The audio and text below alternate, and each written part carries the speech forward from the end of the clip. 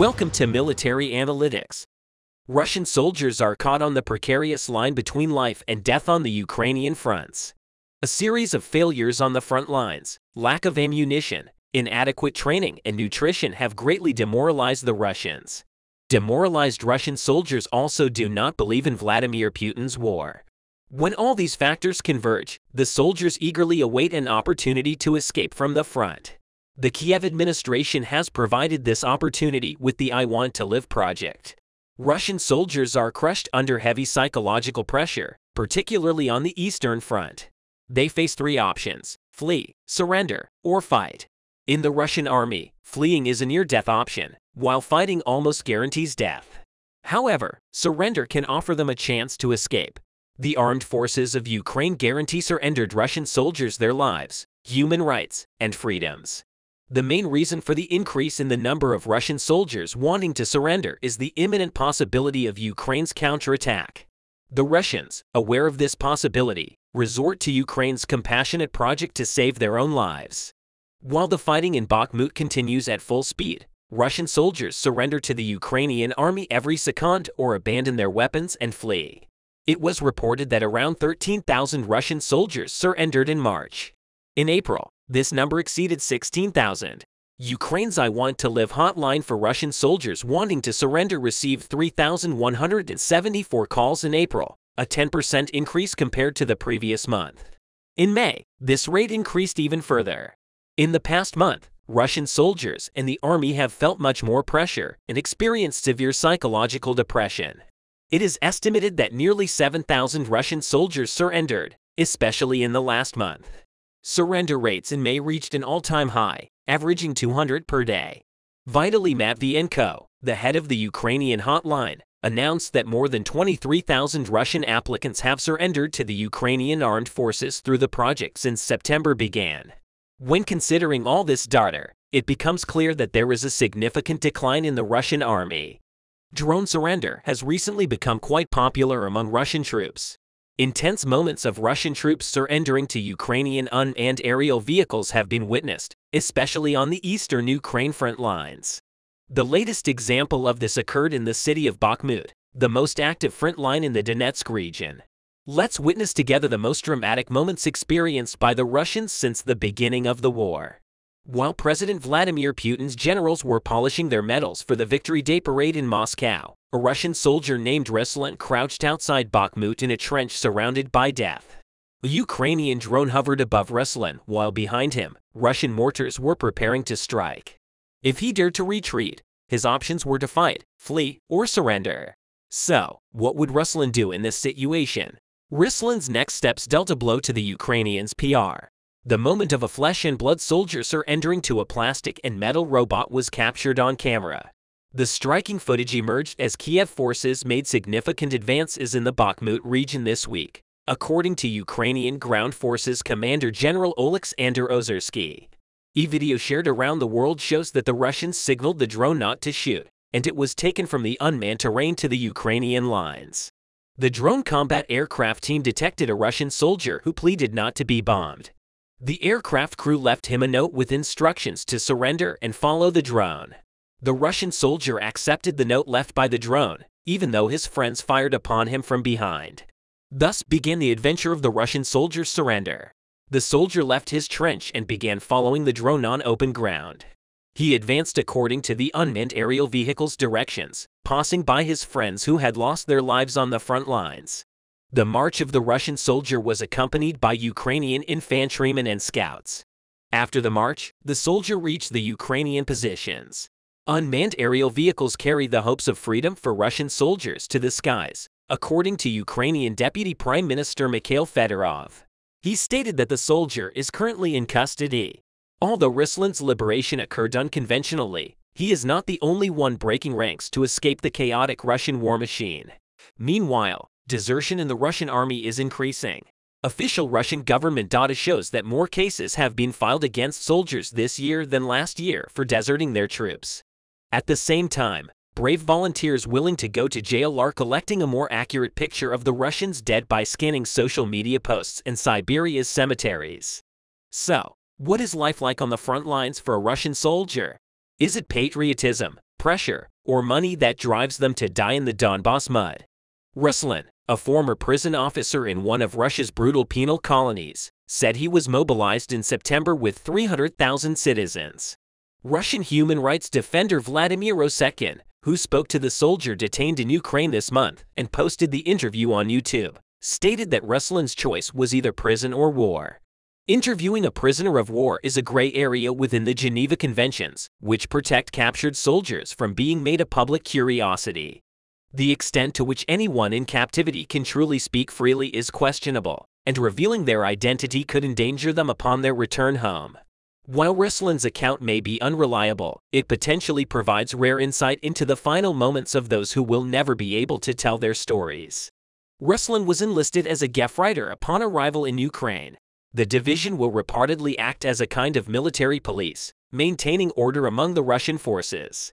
However, it was rumored in early May that they would go to Bakhmut to replace the Wagner Group mercenaries who had left their positions outside the town.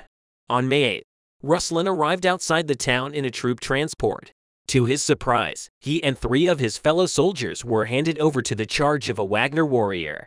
Ruslan spent hours in a trench, and when a mortar shell injured all 3, their radio calls for help went unanswered. After these experiences, Ruslan chose to surrender to the Ukrainian UAV flying above him. So, in which regions, and how do Russian soldiers surrender? Vitaly Matvienko, the head of the Ukraine hotline, noted that the calls mainly came from the Moscow and Leningrad regions, as well as Chelyabinsk, Novgorod, and the occupied Donetsk, Luhansk, and Crimea. Last month, the Ukrainian military released an instructional video explaining how to surrender to a UAV for the Russians.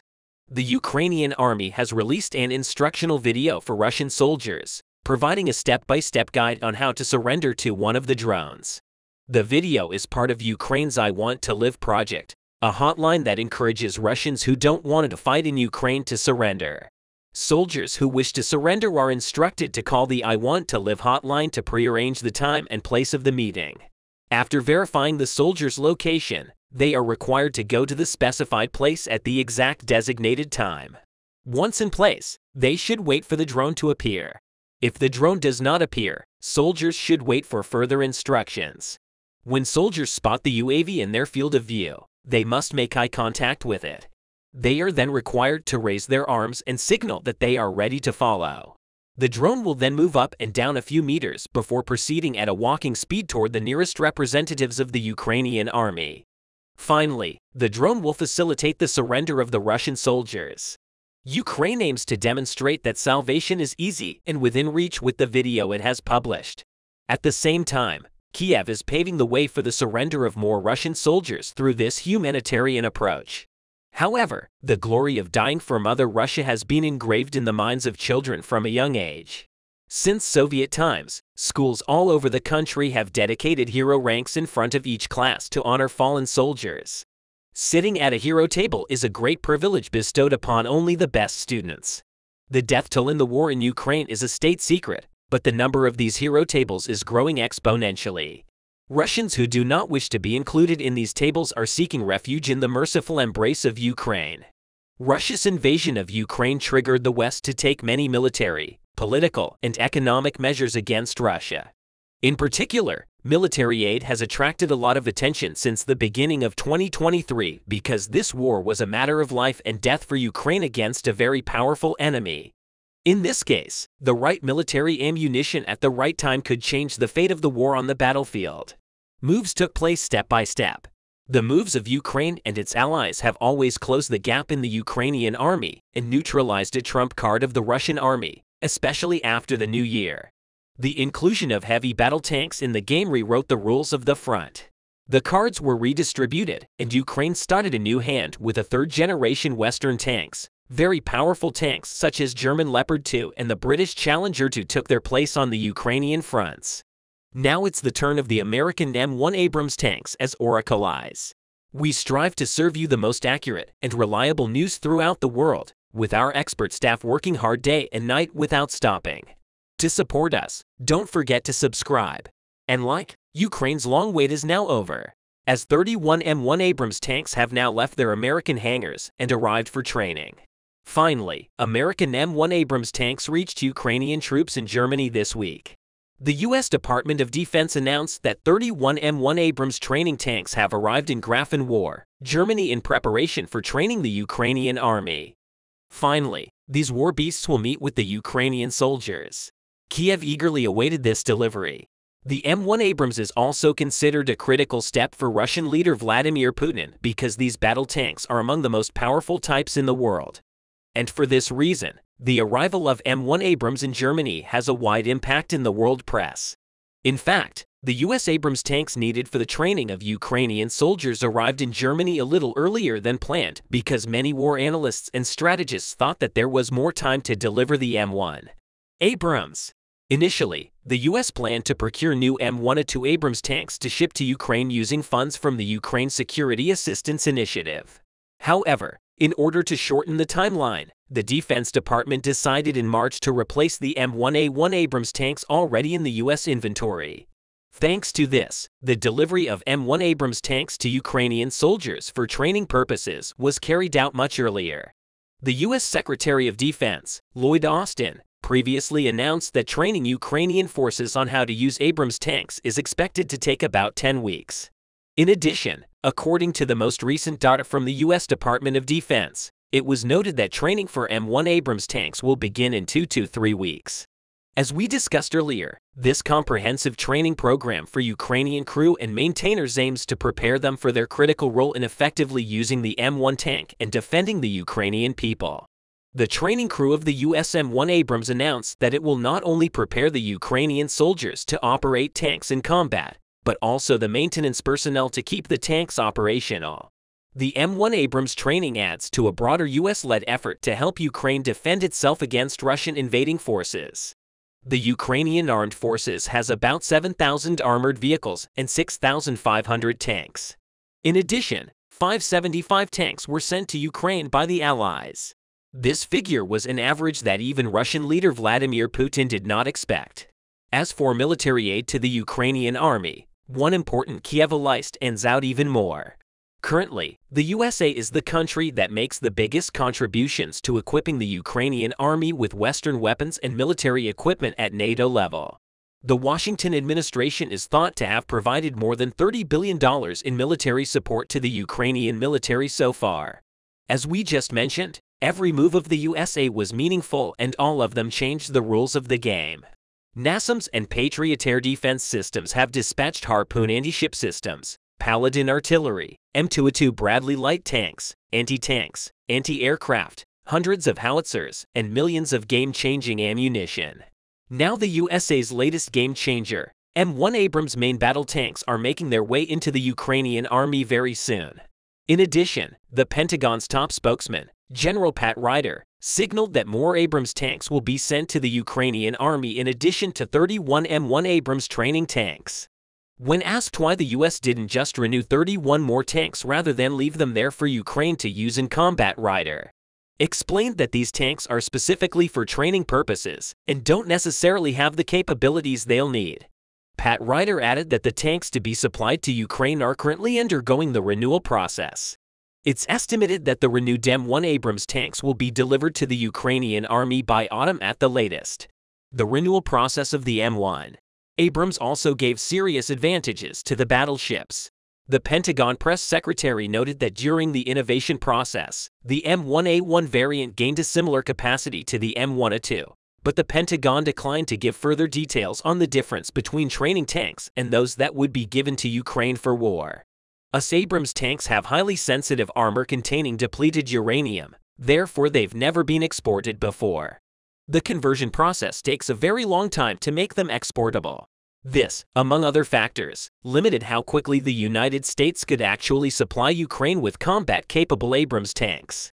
The goal of the USA was to build 31 new M1A2 Abrams, a third-generation weapon, and supply it to the Ukrainians. However, this could take 1 to 2 years. Therefore, Washington aimed to speed up the plans for delivery to Ukrainian front lines as soon as possible by renewing the M1 Abrams. But were the revamped M1 Abrams tanks really a powerful and game-changing battle cruiser as described, along with a few distinguishing features? Abrams' newer M1A2 version has a more advanced fire control system for the primary weapon, which it shares with the older M1A1 version. This cannon can pierce enemy armor up to 2 kilometers away, depending on the artillery shells it fires. The M1A1 also carries 3 and up to 4 heavy machine guns. Abrams draws attention with its high-power turbine engine, which can reach up to 60 kilometers per hour in difficult terrain conditions. However, at $10 million each, Abrams is a highly complex battleship that requires substantial operator training, extensive support infrastructure, and strong supply lines for the private jet fuel used by the turbine engine. It's also believed that the Abrams tanks, which Ukraine eventually took over, will also be modified to contain no hidden components if captured by Russian forces. Of course, the training of these battleships is very important rather than what kind of tank the M1 Abrams is at the place where the M1 Abrams in Germany will be trained. Ukrainian soldiers continue to undergo rigorous training at the Grafenwohr and Hohenfels training grounds. In Germany, approximately 500 Ukrainian soldiers are currently being trained in combined weapons. This training includes marksmanship, training, and providing medical assistance in addition to other basic military duties. With the arrival of M1 Abrams tanks, the training ground of Ukrainians will expand. On the other hand, approximately 10,700 Ukrainian soldiers completed training and returned to the front lines, including 6,100 who completed light weapons training, 4,000 who completed special platform training, and 600 who completed staff training. The United States also continued to support Ukrainian forces by providing packages of weapons crucial to defending their homeland. In recent weeks, the United States announced its latest $1.2 billion package as part of the Ukraine Security Assistance Initiative, which aims to support Ukraine's air defense and artillery needs. This package includes more 155mm artillery shells and additional air defense systems and equipment to integrate Western air defense platforms. In summary, the U.S. administration is doing its best for the Ukrainians to win this war and for Eastern Europe to reshape the world's global order in a safe environment. The offensive axis of the war in Ukraine has long focused on Ukraine's eastern front lines. Fiery clashes on these fronts were located in cities such as Bakhmut, Marinka, Donetsk, Lyman, and Avdiivka. But the weather got warmer and the intensity of clashes began to shift towards the south of Ukraine. In the south of Ukraine, the intensity of clashes increased in Zaporizhia, Melitopol, Tokmak, and Kherson regions. Russian forces have been fortifying these areas for months. However, despite all these measures of the Russian army, the Ukrainian armed forces carried out an incredible offensive operation in Tavria, located near the Zaporizhia region. The missile and artillery units of the Ukrainian Defense Forces completed 803 firing missions in the direction of Tavria. The other day, this figure was a record-breaking value that we have not seen on the battlefield for a long time.